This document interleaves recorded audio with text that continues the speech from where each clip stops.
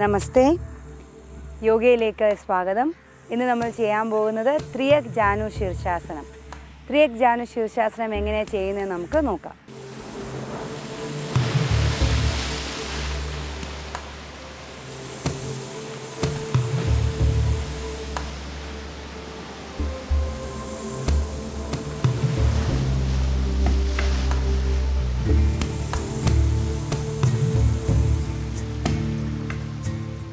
കാലുകൾ നീട്ടിവെച്ചിരിക്കുക. എന്നിട്ട് നിങ്ങളുടെ വലത്തെ കാല് മടക്കി ഇടത്തെ തൈസിന് സൈഡിലായിട്ട് വെക്കണം. എന്നിട്ട് സാവധാനത്തിൽ തിരിഞ്ഞ് നിങ്ങളുടെ വലത്തെ മുട്ടിനെ ഫേസ് ചെയ്തിരിക്കുക. അതേസമയം നിങ്ങളുടെ ഇടത്തെ കാല് സ്ട്രെയിറ്റ് ആയിരിക്കണം, ടോസ് മുകളിലോട്ട്. ശ്വാസം എടുത്തുകൊണ്ട് കൈ മുകളിലേക്ക് ഉയർത്തി ശ്വാസം പുറത്തേക്ക് വിട്ടുകൊണ്ട് വശത്തേക്ക്.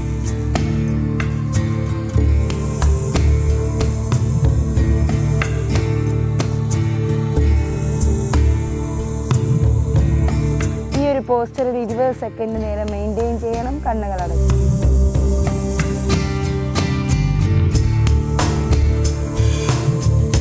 ശ്വാസം എടുത്തുകൊണ്ട് സാവധാനത്തിൽ നിവർന്നു വരിക. കൈകൾ റിലീസ് ചെയ്ത് തിരിഞ്ഞ് വലത്തെ കാലും നിവർത്തി ഇരിക്കുക. രണ്ട് കാലുകളും അകത്തി കൈ പുറകിൽ വെച്ച് കണ്ണടച്ചിരിക്കുക. ശ്വാസത്തിൽ മാത്രം ശ്രദ്ധിച്ചു കൊണ്ടിരിക്കണം. വലത്തെ വശവും ഇടത്തെ വശവും ശ്രദ്ധിക്കുക. സാവധാനത്തിൽ കണ്ണുകൾ തുറന്ന് കാലുകൾ ചേർത്ത് വെച്ച് പഴയ അവസ്ഥയിലേക്ക് നമുക്ക് തിരിച്ചു വരാം. ഇപ്പോൾ നമ്മൾ ചെയ്ത് നമ്മളുടെ ഇടത്തെ വശത്തേക്ക് ചരിയുന്നതാണ്. ഇതുപോലെ നിങ്ങളുടെ വലത്തെ വശത്തേക്കും ചരിയണം. രണ്ട് സൈഡിലായിട്ട് ചെയ്താൽ മാത്രമേ ഈ ആസനം പൂർണ്ണമാകൂ.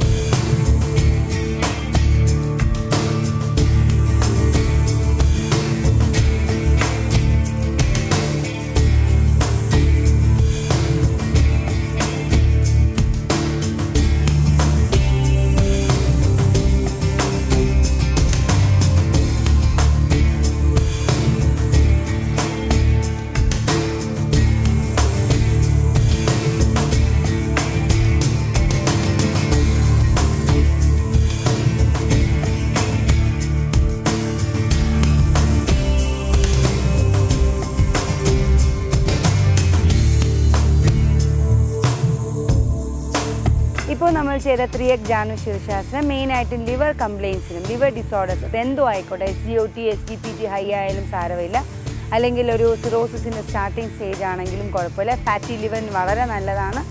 അതുപോലെ തന്നെ നമ്മൾ അനീമിക് കണ്ടീഷൻ, വളർച്ച വരിക, രക്തക്കുറവ്, അസിഡിറ്റി എന്നീ അസുഖങ്ങൾക്കും ഈ ത്രിയക് ജാനു ശീർഷാസനം വളരെ നല്ലതാണ്. എങ്ങനെയാണ് നമ്മളിപ്പോൾ ചെയ്യുന്നതെന്ന് കണ്ടു, അത് ചെയ്തുകൊണ്ടുള്ള ഗുണങ്ങൾ കണ്ടു. ഇത് നമ്മൾ റെഗുലറായിട്ട് നമ്മളുടെ ഷെഡ്യൂളിൽ പ്രാക്ടീസ് ചെയ്യണം. നമസ്തേ.